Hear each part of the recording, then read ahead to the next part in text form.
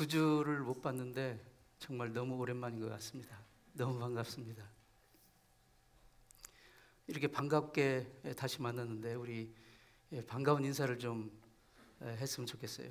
옆 사람이 남자면 잘생긴 거, 옆 사람이 여자면 예쁜 거, 그렇게 인사를 한번 해봅시다.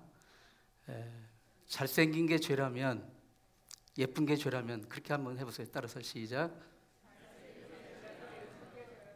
당신은 사형감입니다.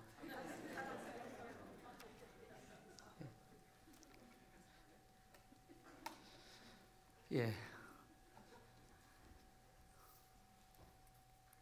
정말 다시 한번 여러분 정말 보고 싶었습니다. 제가 어제 새벽에 도착을, 오늘 새벽 말고 어제 새벽에, 원래 금요일 저녁인데 조금 딜레이가 돼가지고 그 날을 넘겨서 토요일 새벽에 이렇게 도착을 해가지고 지금 좀 목소리도 그렇고 몸 상태도 그 2주 짧은 기간 동안에 한국을 급하게 다녀오다 보니까 거의 매일 하루도 빠짐없는 일정을 소화하다 보니까 너무 육신적으로 힘들고 굉장히 그 어려운 시간이었습니다. 그런데 제가 이곳에서 매일 여러분을 위해서도 매일 기도하지만 한국에 계신 저의 사랑하는 가족들, 친척들을 위해서도 매일 기도를 하는데 그분들을 거의 다 만났어요. 이번에 제가 기도했던 사람들을 다 만나서 그 하나님의 은혜를 나누고 그 하나님의 살아계심을 그 만남 가운데 체험하는 그런 귀한 시간이 되었습니다.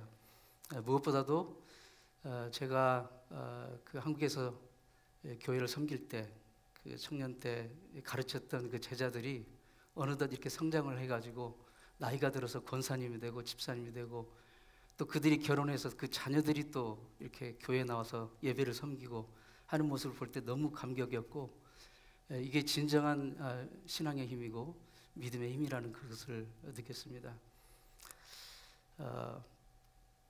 한국에서 약 20여 년 전에 모 대학병원에서 새로운 항암 유전자 치료법을 임상 실험할 수 있는 대상자를 모집을 했는데요.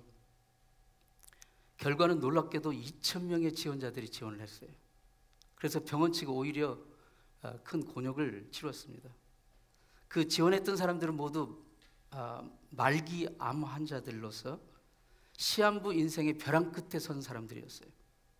아직까지 그 치료법의 효과가 의학적으로 판명되지 않았기 때문에 임상시험 대상자에게 직접 실험을 해보겠다는 것은 말하자면 무서운 부작용이 생길 수도 있는 것이고 심하면 죽을 수도 있는 그런 그 상황인데, 그런 상황인데도 불구하고 2,000명이 넘는 사람들이, 그 말기 암 환자들이 기꺼이 자기가 그 새로운 항암 유전자 치료법을 실험을 받겠다고 지원을 한 거예요. 그만큼 얼마나 이 삶이 절박했으면, 생명이 절박하면 그런 선택을 했겠습니까? 그만큼 인간은 죽기 싫다는 것이죠. 죽음이 두렵다는 의미입니다. 죽음이 두렵지 않은 사람은 없습니다. 죽음이 두렵지 않은 것은, 안타하는 것은 거짓말입니다. 제가 올 때 돌아오는 귀국 비행기가 굉장히 낭비류를 여러 번 만나가지고 덜컹거리고 막 푹 내려가고 이렇게 하는 것을 경험하면서 이러다가 천국 빨리 가는 거 아닌가. 제가 기도를 하면서도 막상 죽음 생각하니까 너무 싫더라고요. 죽음이 두려운 겁니다.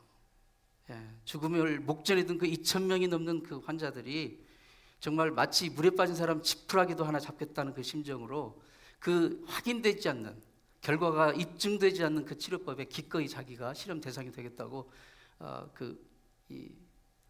신청을 한 겁니다.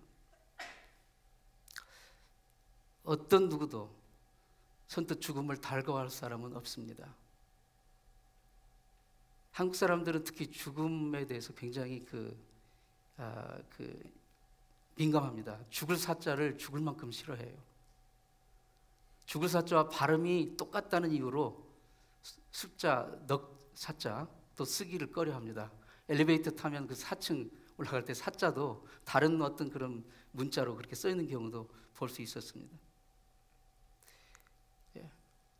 죽음이라는 말조차도 하기 싫어하는 그런 우리입니다. 그러나 그런다고 죽음이 오지 않을까요? 그런다고 우리가 인생의 죽음을 피할 수 있을까요? 그러나 주님, 오늘 이 읽으신 본문의 주님은 우리와 같지 않으셨습니다. 지금 주님도 이 본문의 상황에서 죽음을 목전에 두고 계세요. 누구보다도 본인이 십자가에서 어떠한 죽음으로 죽으실 것을 알고 계셨습니다. 끔찍한 죽음이 지금 코앞에 다가와 있는 거예요. 그렇다면 지금이야말로 죽음을 피할 방도를 궁리함이 마땅하지 않겠습니까? 살기 위해 지푸라기라도 잡아야 할 때가 지금 아니겠습니까?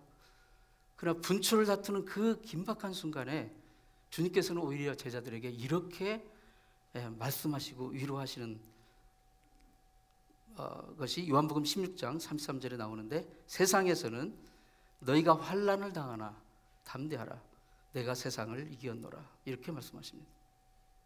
여기서 세상을 이겼다라는 이 말씀은 모든 이 세상의 인간이 두려워하는 가장 큰 원수, 즉 죄와 죽음을 정복하고 승리하셨음을 뜻하는 말씀입니다. 중요한 것은 주님께서 내가 앞으로 내가 세상을 이길 것이라고 미래형으로 말씀하신 게 아니라, 주님께서는 내가 이미 세상을 이겼다고 완료형으로 말씀하고 계시는 것입니다. 주님께서는 당신을 송두리째 삼키려는 처참한 죽음이 코앞에 닥쳐 있는데도 불구하고 죽음에 대해 완전한 승리를 지금 선포하고 계시는, 주님은 그 죽음의 끝이 부활임을 아시고 그리고 이미 그 영원한 부활을 선포하고 계신 것입니다. 물론 이 땅에 오셨던 주님 역시 우리와 같은 육신을 입고 계셨어요. 육신을 가진 존재치고 죽음을 기뻐하고 달궈할 사람이 어디 있겠습니까? 지식적으로 죽음의 끝은 부활임을 알고 있다 할지라도 죽음은 마냥 멀리하고픈, 그것이 바로 육체를 지닌 우리 인간의 한계입니다. 그런데도 육신을 가지셨던 주님은 어떻게 죽음을 두려워하지 않을 수 있었겠습니까? 죽음이 덮치기도 전에 이미 죽음을 이기셨다라고 선포하십니까? 온몸이 찢어지고 뼈가 으스러지는 그 처참한 죽음을 어떻게 기꺼이 감수할 수 있으셨습니까? 죽음을 앞둔 그 처절한 상황 가운데서도 주님은 어떻게 자기에게 주어진 바로 그 사명의 길을 끝까지 완수하고 걸으실 수 있었겠습니까? 우리는 이 질문의 해답을 오늘 본문 속에서 찾을 수 있습니다. 본문 요한복음 17장은 주님께서 죽기 전에 하나님 아버지께 드렸던 마지막 기도의 내용이 나오는데요, 바로 본문 1절은 이렇게 시작되고 있습니다. 예수께서 이 말씀을 하시고 눈을 들어 하늘을 우러러 가라사대, 이렇게 말씀하십니다. 본문에서 눈을 들었다라는 말씀은 그 원문 헬라어를 보면 눈을 들어 올렸다라는, 이렇게 들어 올렸다는 그런 뜻에 가깝습니다. 주님께서 눈을 들어 올리셨다는 것은 어디를 향해서 들어 올리신 것입니다? 하늘을 향해서입니다. 근데 이때의 시각은 밤이었습니다. 주님이 그 마지막 기도를 하셨던 그 시간은 밤이었는데요, 주님께서 밤하늘에 반짝이는 별을 감상하기 위해서 눈을 들어 올리셨을까요? 고요한 달빛을 감상하기 위해서였을까요? 아닙니다. 여기서 하늘을 우러러 봤다는 것은 하나님을 우러러 보셨다는 것입니다. 하나님을. 사실 그 공간복음을 쭉 읽어보면 주님께서 틈이 날 때마다 눈을 들어 하나님을 우러러 보시는 장면이 많이 나옵니다. 한번 여러분이 관심을 가지고 성경을 다시 한번 읽어보세요. 주님이 눈을 들어 이렇게 보시는 장면이 나오거든요. 굉장히 그 인상적인 장면이 많이 나오는데, 공생의 중요한 순간순간마다 주님은 눈을 들어 하늘을 우러러 보셨다, 또는 아버지를 보셨다라는 그 표현이 나옵니다. 대표적인 구절 몇 구절 소개하자면 마가복음 7장에 보면 예수님이 귀먹은 자, 대가볼리를 지나서 갈릴리 이렇게 가실 때 거기서 귀먹은 자를 사람들이 데려와요. 거기서 주님은 귀먹은 자를 고치시는데 특이하게 양손을 귀에 딱 대시고 그 다음에 하늘을 우러러 보시며 탄식하셨다고 이렇게 나옵니다. 고치시기 전에 하늘을 우러러 탄식하시며 기도하셨어요. 그리고 요한복음 11장에 보면 예수님께서 베다니라는 동네에 마르다, 마리아 그리고 나사로 이 삼남매가 사는 그 집을 자주 찾으셨고 그들을 정말 사랑하셨어요. 근데 그 오빠인 나사로가 어느 날 갑자기 죽었어요. 죽어서 이제 예수님께 전가를 보냈는데 예수님은 계신 곳에 더 지체하시고 이제 장사를 치르고 무덤에 들어갔고 무덤에 들어간 지 나흘이나 됐어요. 나사로가 죽어서 이제 시신에서 냄새까지 나기 시작하는 그 상황에서 예수님 무덤에 가셨을 때, 나사로의 무덤에 가셨을 때 거기 장면을 보시면 예수님 먼저 하신 행동이 눈을 들어 하늘을 우러르셨다고 나와 있어요. 예수님이 정말 중요한 일을 하실 때, 물론 예수님이 하신 일은 모두 중요하지만 인상적인 일을 하실 때 눈을 들어 하늘을 보시고 눈을 들어 아버지를 보셨다는 장면이 많이 나옵니다. 눈을 들어 하늘을 보시고 나사로야 나오라 명령하시니까 나사로가 배를 수위를 동인 채로 걸어서 나왔어요. 마태복음 14장에 보면 성경에서 가장 유명한 그 기적의 장면 중에 하나인 오병이요. 보리떡 5개와 물고기 2마리로 5,000명이 넘는 군중을 먹인 놀라운 그 기적을 일으키시기 전에도 예수님이 이 보리떡 5개와 물고기 2마리를 드시고 하늘을 우러르셨다고 그랬어요. 하늘을 우러르셨다. 여러분 이게 우연한 일치입니까? 우연한 일치가 아니에요. 이것은 예수님이 인상적인 어떤 멋진 행동을 보이기 위한 그 모션이 아닙니다. 여기에는 귀한 신앙의 메시지가 있는 겁니다. 지금 주님은 또 하나의 중요한 시점을 맞이하고 계신데 죽음, 인류 대속을 위한 죽음을 맞이하는 이 결정적인 순간에 주님이 기도를 하시는데 또다시 눈을 들어 하늘을 우러러보고 계십니다. 주님께서는 어떻게 당신에게 덮쳐지는 그 엄청난 죽음을 보시고도 두려워하거나 회피하지 않고 기꺼이 그 죽음의 길로 가실 수 있었겠습니까? 어떤 상황이건 자신이 걸어가야 할 그 길을 끝까지 흔들림 없이 벗어나지 않고 걸어가실 수 있었을까요? 그분은 항상 눈을 들어 하나님을 보고 있었기 때문입니다. 신앙이 무엇일까요? 여기서 한번 우리가 고민해 봐야 됩니다. 신앙이라는 것은 어떤 상황에서도 눈을 들어 하나님을 보는 것입니다. 눈을 들어 하나님을 보는 거예요. 삶의 현장이 아무리 칠흑같이 컴컴해도 별을 보기 위해서가 아니라 사람을 보기 위해서가 아니라 세상 돌아가는 것을 보기 위해서가 아니라 하나님을 바라보기 위해서 눈을 들어 하나님을 보는 것, 저는 그게 신앙이라고 생각합니다. 왜 눈을 들어 하나님을 우러러보는 자가 참된 신앙인의 모습일까요? 첫 번째로 눈을 들어 하나님을 우러러보는 자만 끝까지 겸손한 그리스도인이 될 수 있기 때문입니다. 이사야 46장 3절 4절을 통하여 하나님께서는 친히 이렇게 말씀하고 계십니다. 우리 같이 한번 읽습니다. 시작.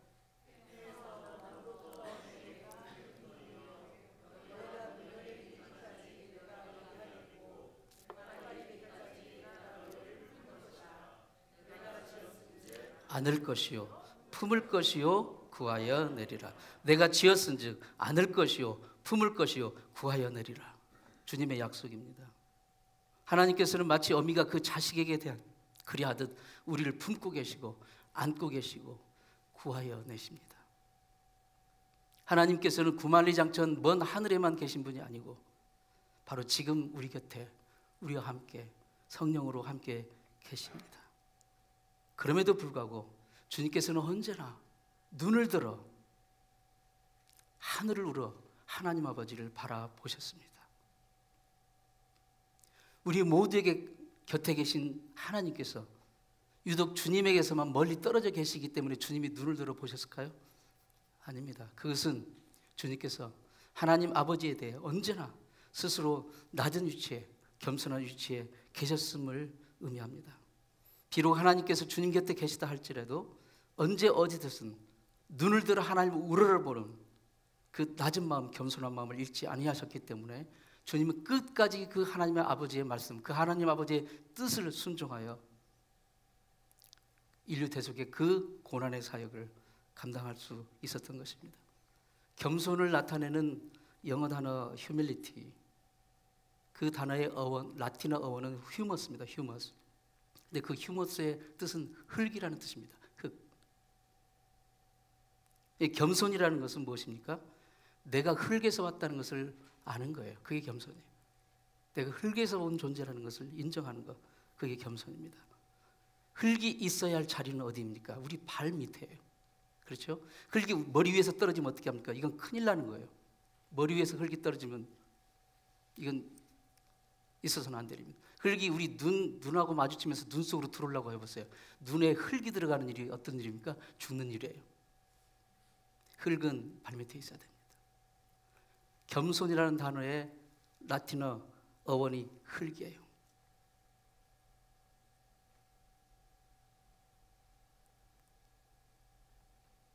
하나님과 우리의 관계도 마찬가지입니다. 사람은 흙에서 왔어요. 이것을 잊어서는 안 됩니다.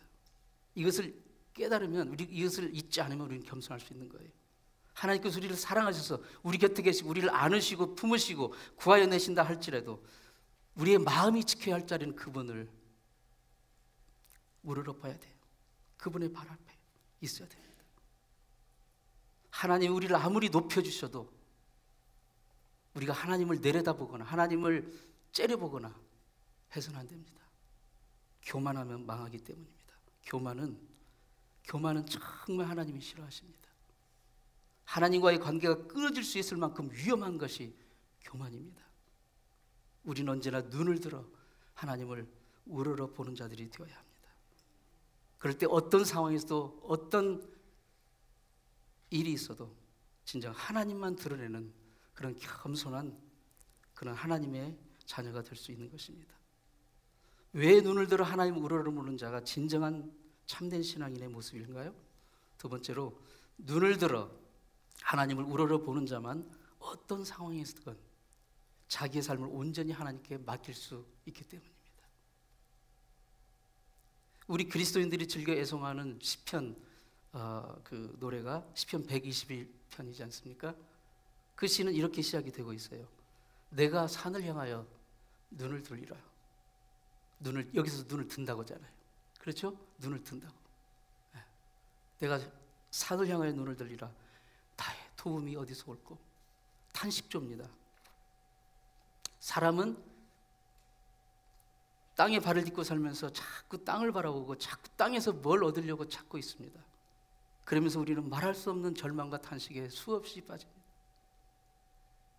여러분, 땅만 파고서 도대체 무슨 소망을 얻을 수 있겠습니까? 참된 소망은 그 어떤 경우에도 땅으로부터 오지 않습니다. 저 위로부터, 하늘로부터 오는 것이에요. 나의 도움이 도대체 어디서 올꼬? 라고 탄식하며 울던 이 시인은 문득 눈을 들어 저 높은 산, 하나님을 상징하는 거죠. 높은 산을 향해 눈을 들어 올렸을 때 그 순간 시인은 이렇게 놀랍게 고백합니다. 나의 도움은 천지를 지으신 하나님에게서로다. 눈을 들어보니 나의 도움이 진정 나의 도움이 어디서 오는지를 보는 거예요. 하나님에게서 오는구나. 이것을 깨닫습니다. 눈을 들어 올리는 순간 천지를 창조하신 하나님을 보게 되는 것이죠. 그분이 나와 함께하고 계심을 확인했던 것입니다. 진정한 소망과 축복은 위로부터, 하늘로부터, 하나님으로부터 오는 것이에요.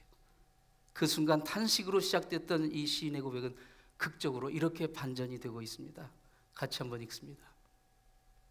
여호와께서 너로 실족지 않게 하시며 너를 지키시는 자가 졸지 아니하시리로다. 여호와는 너를 지키시는 자라. 여호와께서 내 우편에서 내 그늘이 되시나니 낮의 해가 너를 상치 아니하며 밤의 달도 너를 해치 아니하리로다. 여호와께서 너를 지켜 모든 환난을 면케 하시며 또 내 영혼을 지키시리로다. 여호와께서 너의 출입을 지금부터 영원까지 지키시리로다. 아멘. 이 말씀의 능력이 여러분 가정에, 여러분의 삶에 있기를 축원합니다. 절망과 탄식의 분위기는 완전히 사라지고 영원토록 자신의 삶을 하나님께 맡기는, 하나님께 의탁하는 바로 진정한 승리의 노래로 마치고 있는 거예요. 어떻게 이러한 대역전이 가능하겠습니까? 눈을 들어 천지를 지으신 창조주 하나님을 바라볼 때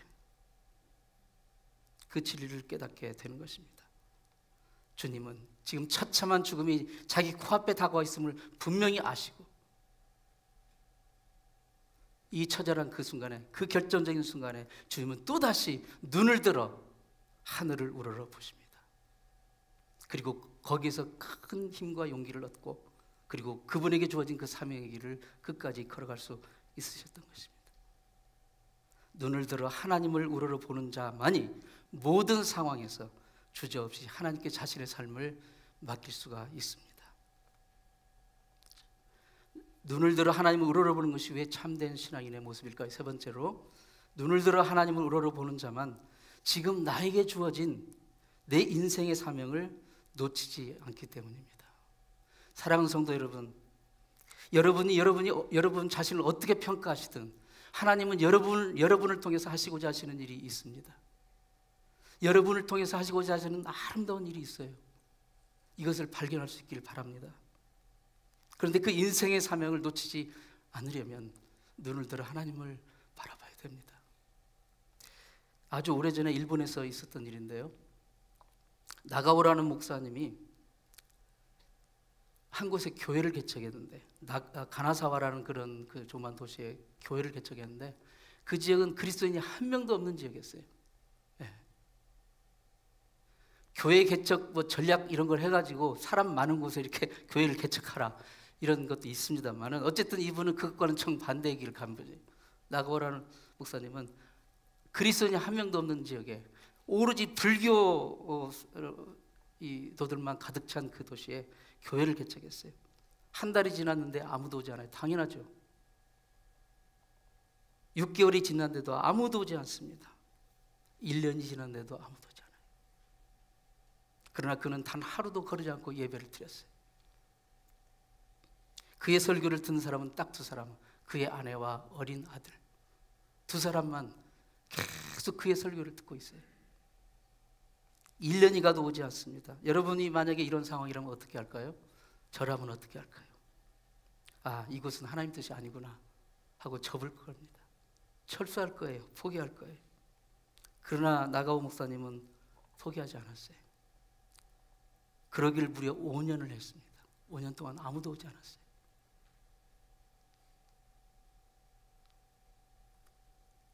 마침내 5년 만에 한 교인이 왔어요. 드디어.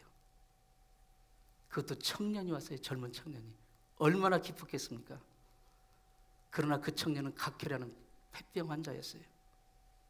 당시의 폐병은 저주받은 무서운 병이었습니다. 아니, 하나님도 부심하시지 5년 만에 성도를 하나 보내주실 거면 유능하고 똑똑하고 정말 그 사역을 같이 도울 수 있는 그런 좋은 사람을 붙여주시지 왜 하나님 각혈하는 폐병 환자 청년을 보내주십니까? 하나님 정말 야속합니다. 그런 생각이 여러분 들지 않았겠어요?